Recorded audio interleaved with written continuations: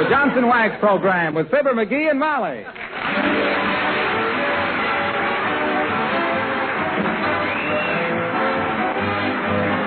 The makers of Johnson's Wax for home and industry present Fibber McGee and Molly, written by Don Quinn and Phil Leslie, with music by the King's Men and Billy Mills Orchestra.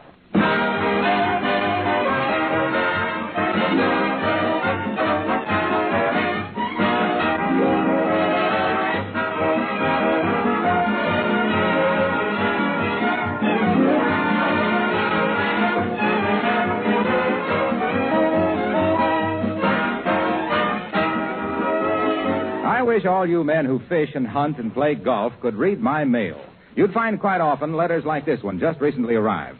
I've been fishing quite a bit, this wise man writes, and I've noticed that water cracks and warps the rods.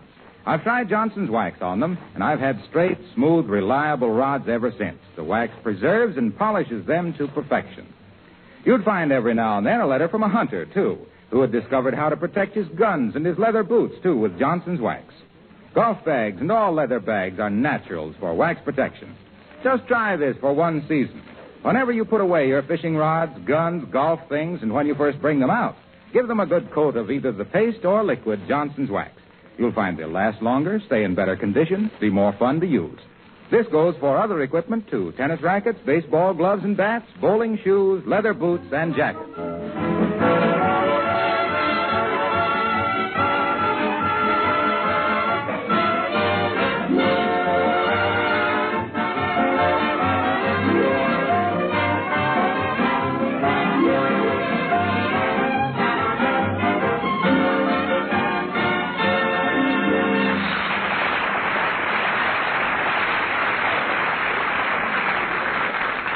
There's a power that watches over married men. It finds business out of town for them on moving days. It arranges business dinners downtown when the menu doesn't look so hot at home.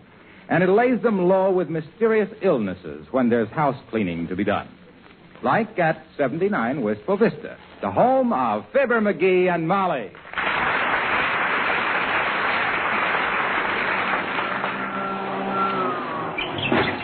Be careful moving that piano, Molly. I think that's how I hurt my side. Oh. Why, you hadn't laid a hand on the piano when you started to complain. I hadn't. I hadn't? Well, I must have twisted a ligament or something when I reached for it.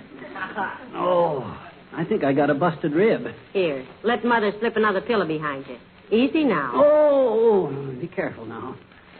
No kidding, Molly. I think it's a rib. I think it is, too.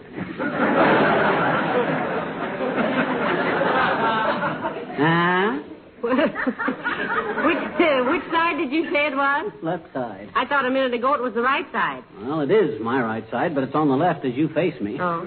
Oh. Well, now, you better lie still on the Davenport while I call Dr. Gamble. No. Don't do that. Why not? If you're too sick to help with the house cleaning, you're sick enough to have the doctor. Well, my gosh. That silly osteopath. He'll slap a $5 charge on my account before he hangs up the receiver. Oh, doggone it, this would have to happen the night I was going to go bowling with Wilcox. You'll do no bowling tonight, my love. Now lie still while I call the doctor. Okay. Tell the big sleeping pill for me that... Hello, Mrs. McGee. Hello, Alice. Come in, dear. I was just Hello, Alice. Oh, excuse me, Mr. McGee. I didn't know you were taking a nap in here. I thought that snoring was the vacuum cleaner. That snoring was the vacuum cleaner, Alice. And Mr. McGee is lying down because he thinks he has a broken rib. Oh. I'm sure I have, Alice. Got all the Simpsons. The word is symptoms, dearie, with the emphasis on the first syllable. Well, I won't bother you anymore. I just wanted to know if there were any phone calls for me. There was a lot of calls from the telegraph company, Alice. Hand me that list, Molly. All right. Thanks. Let's see. You got telegrams from Larry Walters, Dick Bellamy, Bob Stevens, Norm Siegel, Ben Gross, Matt Weinstock, and Bill Moyes. Heavenly days, Alice. Who are all those boys? Oh, well, those are radio critics, Mrs. McGee. I was on a radio program at the airplane plant last night and asked them to listen to me sing and let me know if they thought I had any possibilities. What did they say, Mr. McGee? They said no. Why, that Mr. Walters gave you a longer message than that, McGee. Huh? Oh, yes, he said positively no. Oh, well, do you think I should pay any attention to them, Mr. McGee? I wouldn't, Alice. The critics all panned my cousin when he started to sing on the air, too. And look at him now. What's he doing? He's the assistant manager of one of the biggest laundries in Kalamazoo. I didn't know you could sing, Alice. Let's hear something. All right. All or nothing.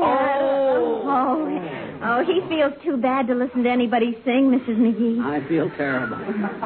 Oh. What? Is it a kind of a sharp stabbing pain in your side right over your vest pocket, Mr. McGee? Yes, it is, Alice. Well, does it hurt most when you bend forward? Yes. Does it give you a kind of a cold, drippy feeling? Yes. Then I'll bet I know what it is. You forgot to put the cap on your fountain pen and it's jabbing you. He hasn't got his coat or vest on, Alice, and he rarely clips his fountain pen to his bare skin. Well, I just was thinking there's usually some simple explanation for things like that. Like the time my brother thought his leg was broken after he went skiing. What was the simple explanation of that, Alice? His leg was broken. Well, take care of yourself, Mr. McGee.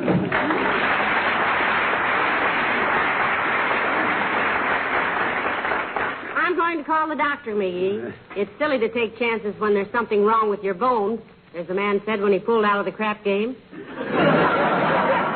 Well, you tell him for me that I... Hello, operator.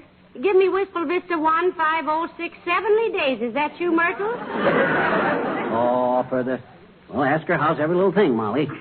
How's every little thing, Myrtle? Now you say, it is, eh? It is, eh? That's right. Yes, Myrtle. They are getting awfully hard to get. And you have to go so easy on them when you do get them. What, Myrtle? Well, have you tried rolling them? No, they won't come loose if you roll them real tightly. Listen to you. You never rolled a cigarette in your life. Quiet, dearie. We're talking about nylon.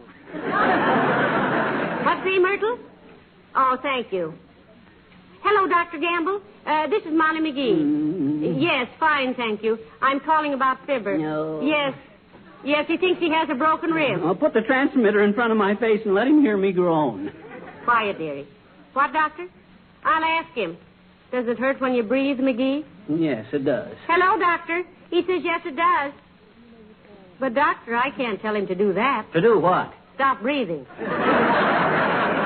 Why, that... What, Doctor? Yes. Yes. Right next door to your office, huh? Yes. All right, Doctor. Thank you. Goodbye. What'd he say? We've got to go downtown and get some x-rays taken. X-ray? Oh, okay, but didn't he say what the treatment was in the meantime? Yes, he said be sure and maintain a definite constriction of your obese oral cavity. Constriction? That means shut. Obese is fat. Oral cavity, that's mouth. Keep my big fat mouth. Why,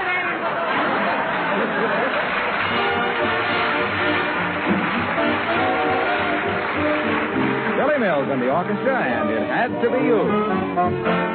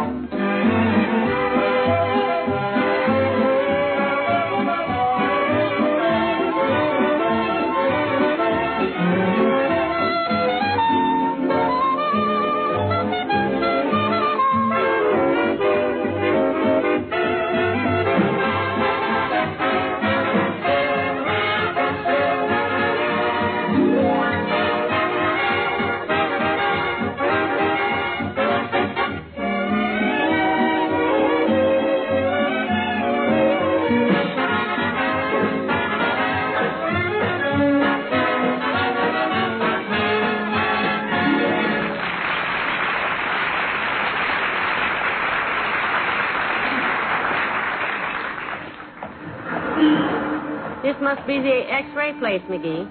The Peak Skill Laboratories. Nobody peaks with our skill. Interesting plates they got in the window there. That one in the middle of the enlarged heart.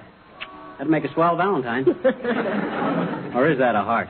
Nobody can read X-ray plates but an expert, dearie. The experts have seen to that. How does your side feel now? Oh, it's better. In fact, I don't think I need to have any X-rays. Oh, now, yes, you do. Dr. Gamble said so. Come on now. Oh, okay. How do you do? Did you wish to arrange for a lying? For a what? For a lying. With photographers, you arrange for a sitting, but with X-rays, it's more horizontal.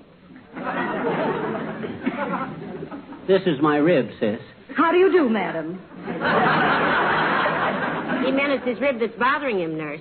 He wants a picture of it. Yeah, I'm Mr. and Mrs. Fibber McGee, sis. I mean, we're Mr. Did Doc Gamble arrange for an appointment? Oh, yes, he did. If you'll just step into the next room and disrobe. And what? Take off your clothes, dearie. Disrobe is a term the doctors have been using since the early Romans. They don't realize men don't wear robes anymore. Just put on the white gown you'll find in there, sir. Okay.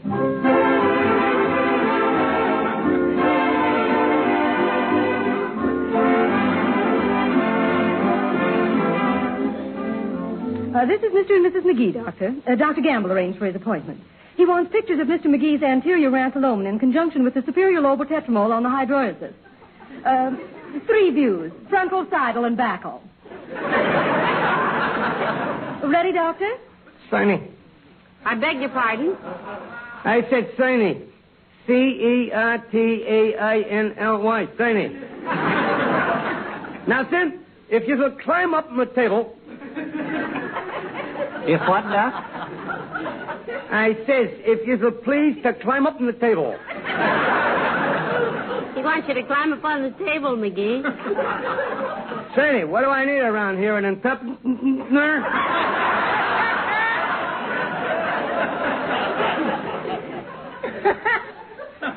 How do you want me to lie on the table, Doc? With your hip up in the air. I'm sorry, Doctor. I didn't get that. Yeah, me either. I says, with your hip up in the air. The doctor says with your hip up in the air. Well, now, what's the matter? Don't I articulate the stink? Okay, now. Up you go, buddy. It's it. Where'd you take your degree, Doc? Madison Square Garden? Dr. Benowitz bears the degree of Doctor of Pathological X-rayology. Sonny, Dr. Benowitz. D-O-P-E. He invented it, you know. He invented the X-ray? No, the degree. Ready for the first plate, Doctor? Yeah. Okay, buddy. Now, when I say tree, you'll have to hold your breath. I'll have to what? Hold your breath. Oh. 1, 2, and a tree.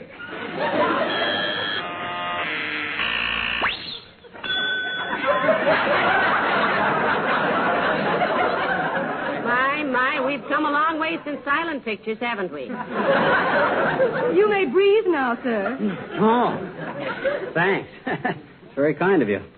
All right. Plate number 2, nice. Ready, buddy? Hold your breath.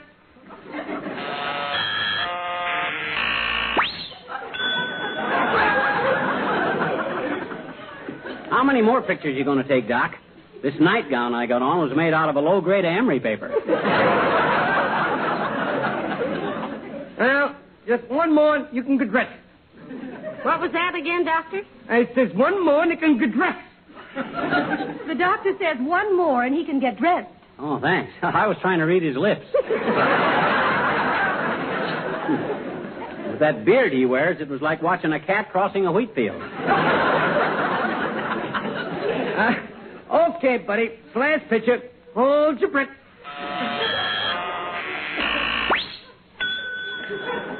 Okay, buddy. You can get dressed. How do you want to bill me for this? Through Doc Gamble? Might swell. If it does, I'll put some adhesive on it, huh? No, madam. He said he might as well. Oh, that. Oh. So much obliged, Doc. It's okay. Please do omit you. Come in anytime you feel run down, like by a taxi cab or something.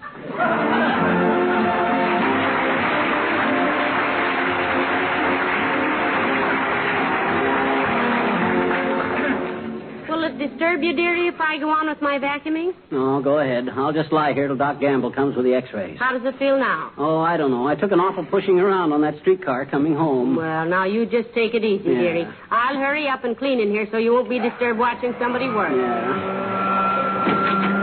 Hello, folks. Well, cleaning house, Molly? Yes, I am, Miss Wilcox. Hi, Harlow. Well, what's the matter with you, pal? You got the fly? The what, Mr. Wilcox? The fly. Present tense of flu.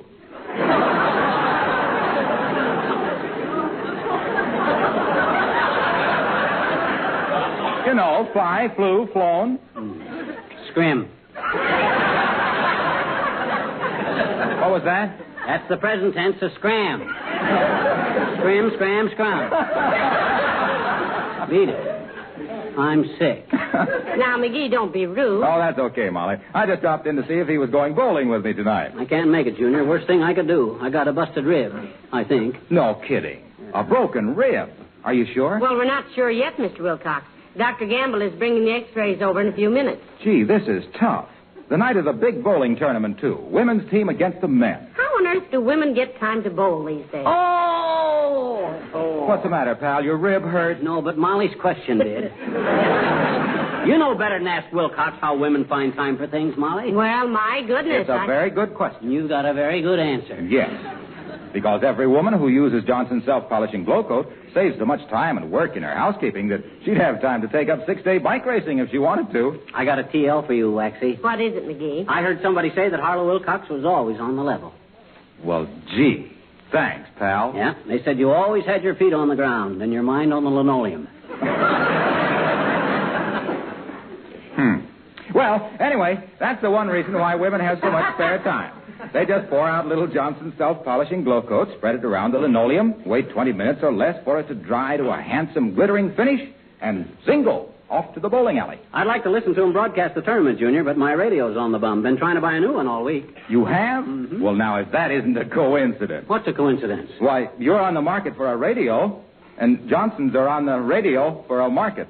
I'll wire them right away. So long, kid. Goodbye. Oh, dear. Oh, Mr. Wilcox is so intelligent, isn't he? Oh, sure. Smart from the day he was born.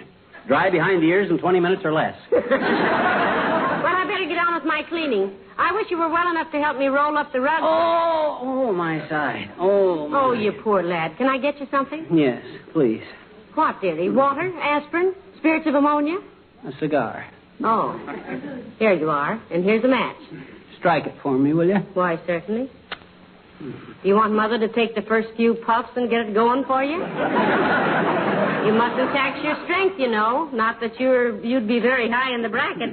I'll be all right. Don't worry about me. You go ahead and vacuum this. This must be the doctor. Come in. Hello, my dear. And where is little Bosco, the bedridden bundle of baloney? I'm right here, you big belly thumper. And be a little more respectful to your patients. Who pays your bills? About 1 in 20 at a rough estimate. Did you get the x-rays, doctor? Yes, I did. I just met the messenger outside. I'd have been here sooner, but I stopped a minute to talk to Mrs. Wimple. Not Mrs. Wallace Wimple. Not Mrs. Wallace Wimple.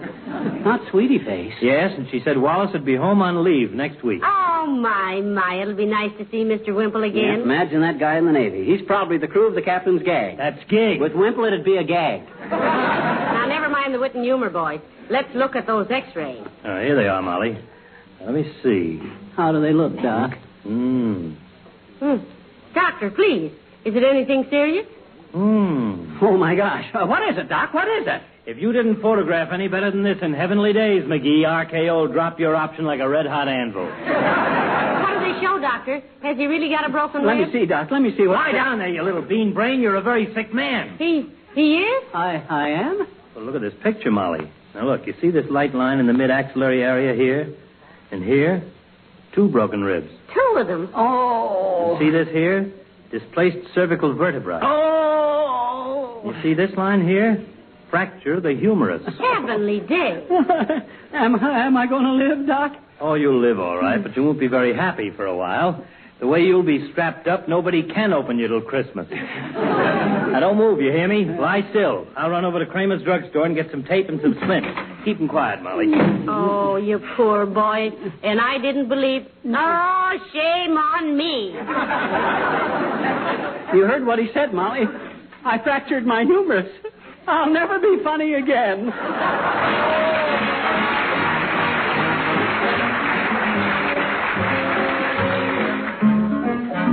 And here are the King's Men and Singing Down the Road.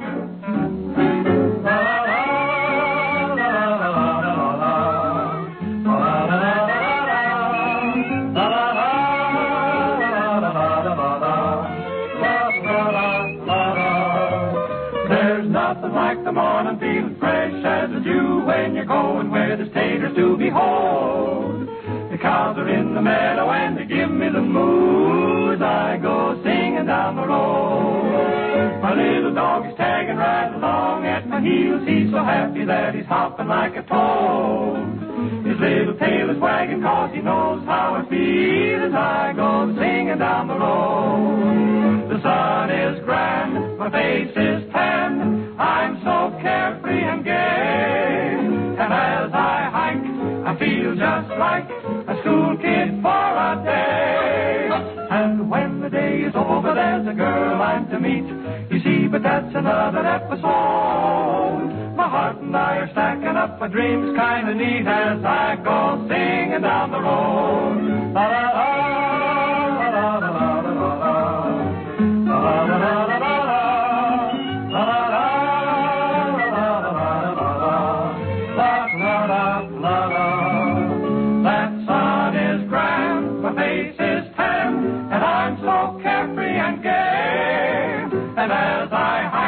I feel just like a school kid for a day.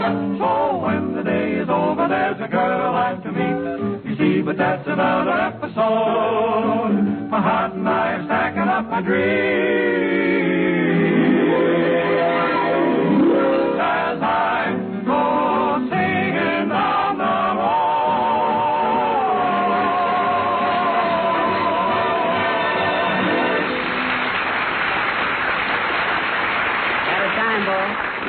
Oh, am I sick? I hurt all over. My ribs, my vertebrae, my humerus. Now, take it easy, dearie. The doctor will be back in a minute. Oh, my gosh, he's had time to walk to Mexico City by this time. He's only been gone 4 minutes. Can I get you anything, dearie? Yes, I'm hungry. Well, I'll see if Beulah will make you some nice beef broth. What's nice about beef broth? Tell her to fry me an egg sandwich and open me a bottle of root beer. I'll see what she has. Oh, Beulah! Beulah! Who's that belling for Beulah? Oh. Well, for goodness sake, Miss McGee, is you sick again? Yes, he is. Very sick. He's got a lot of broken bones. Don't jar the Davenport, Beulah. I'll come apart like a jigsaw puzzle. Oh, you poor man. Did Dr. Gamble give you a hypo, sir? No, he didn't, Beulah. What makes you think he needs one? And I'm just going by what people been saying, ma'am. I tell them about how sick Miss McGee always get around house cleaning time, and they say somebody ought to give that little Conrack a hypo. What do they mean? I'm a hypochondriac? You can't laugh off 2 busted ribs, a fractured humerus, and a dislocated vertigo. Can you whip up some strong tea and a thin sandwich, Beulah? We've got to keep your strength up, you know. Yes, ma'am. Glad to do anything I can, ma'am. I could even carry him upstairs to bed if the doctor deem it necessary. If he what? If he deem it necessary. Deem, that means consider, sir.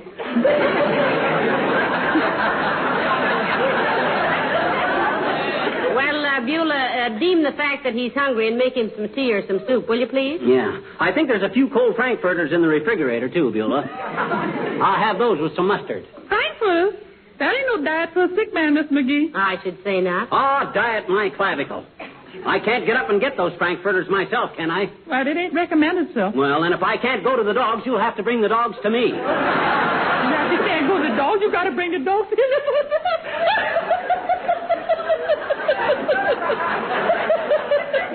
Love that poor sick man.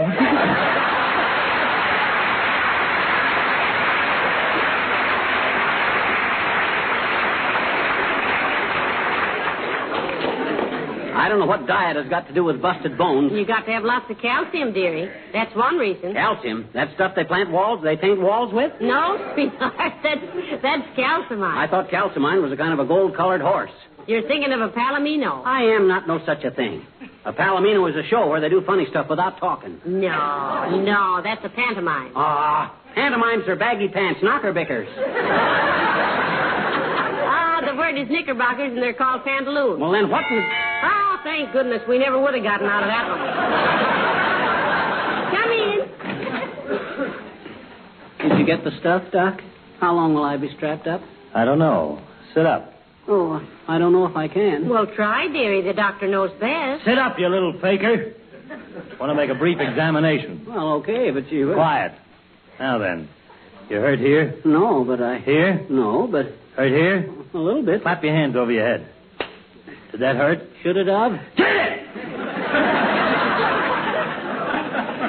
Well, no, but you... Touch your toes with your fingers. This I shall have to see. I can't quite reach, Doc, but hey, what's this all about anyway? It's all about nothing. I took another look at those x-rays while I was at the drugstore. Those are x-rays of somebody else. They sent you the wrong ones. Oh, my gosh, you mean there isn't anything? But how about the ones they took of him, Doctor? Yeah. I called the x-ray laboratory, and his x-rays showed nothing wrong. Get up, McGee. You're as healthy as you've ever been in your life. Which still leaves the medical profession a ray of hope. Oh, thank goodness. Oh, McGee, I'm so glad. You're glad? My gosh, now I can go bowling with Wilcox. Where's my bowling shoes? Get my bowling ball. Where's my hat? McGee, look out for the vacuum cleaner. Oh, cheers. Stumble, bum. Did you hurt yourself, McGee? No, I don't think I... Oh, ouch. Man, a stitch in my side. Where? Right here. Here? Take a deep breath. Ow! What is it, Doctor? Oh. This is where I came in. Back on the Davenport, McGee. Huh? You just broke a rib.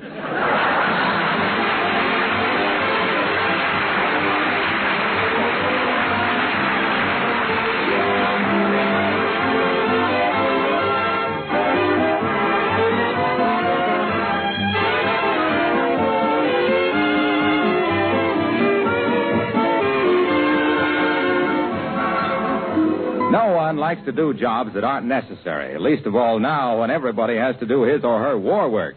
And yet we have to take even better care of our things than we did before. What's the answer? Well, as far as your kitchen and other linoleum floors are concerned, it's Johnson's Glow Coat. Glow Coat does save you unnecessary work, and it does preserve your linoleum.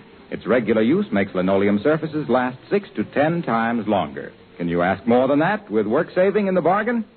Glow Coat is self-polishing. It needs no rubbing or buffing. Its application is the simplest thing in the world. You just apply and let dry. Come back in 20 minutes to find your floors shining with beauty. Colors as fresh as when you first picked out the pattern in your dealer's showroom. Also, if you have floors of asphalt or rubber tile, Johnson's Glow Coat is the polish you should use.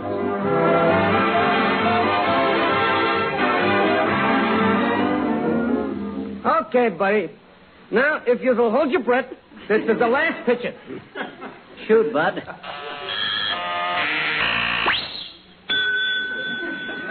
Good. Now, you can get dressed again. Thanks. Gee, Molly, I feel silly about this. I hardly know what to say. Well, while you have that gown on, there's something appropriate, you might say. Huh? Oh, good night. Good night, all.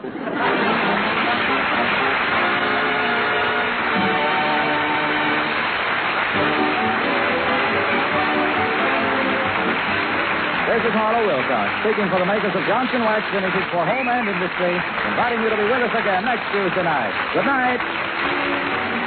This is the National Broadcasting Company.